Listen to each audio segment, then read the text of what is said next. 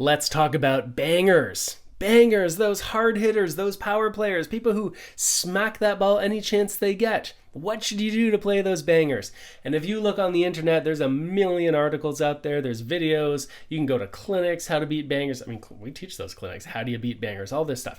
So bangers, or we could just say hard hitters, because it doesn't really matter to me when that ball is flying at me at 50 miles an hour. It doesn't matter if that person is officially a banger or if they're just a hard hitter or a power player or whatever, right? The ball is coming fast at me and I need to be able to deal with it, or rather you need to be able to deal with it. So what are your best options?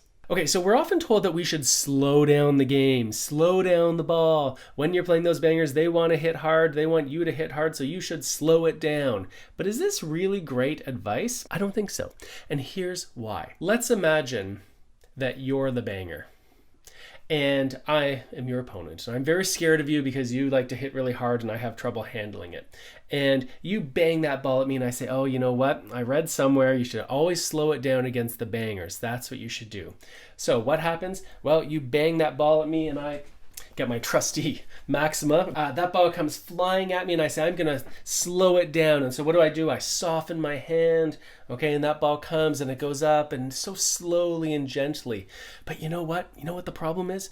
If I send that ball up, even if it's nice and slow, what do you think you're gonna do? Do you think you're gonna say, oh, Mark, you slowed it down really well. I guess I've got to play a slow ball myself? No, because when you get that high ball, even though it's slow, you are gonna come in and you are gonna crush it, right? You're gonna hit hard, which is what you should do.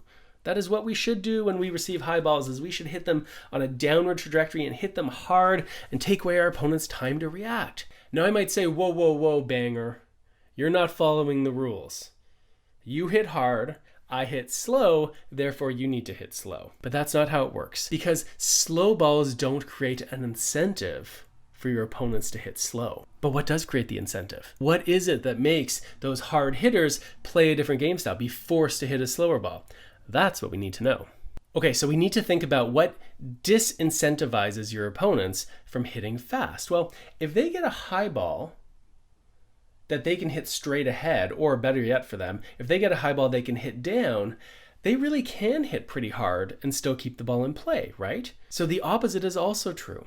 If you put them in a position where they have to hit up, where they have to hit on an upward trajectory, well, they've got a problem here, because balls that are going on an upward trajectory, if they are fast, tend to be balls that go out. Yes, you can put some topspin on them and whatever. So I'm not saying you can never hit a ball with some speed if you're hitting up and still keep it in, but you know what I mean.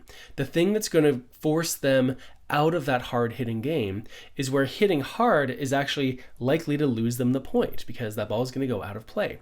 All right, here's one of my favorite examples. Notice how the team in white is able to control the point with speed. They're able to hit hard, and they're able to do this so long as they get the ball net high or above.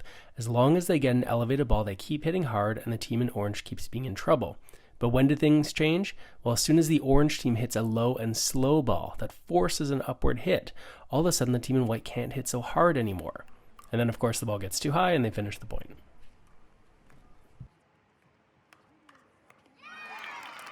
So the trick is, against these hard hitters, isn't necessarily slow it down, but it's to get that ball lower. Or as one of my pickleball students once said, Mark, I've got to low it down, not slow it down. And that's right.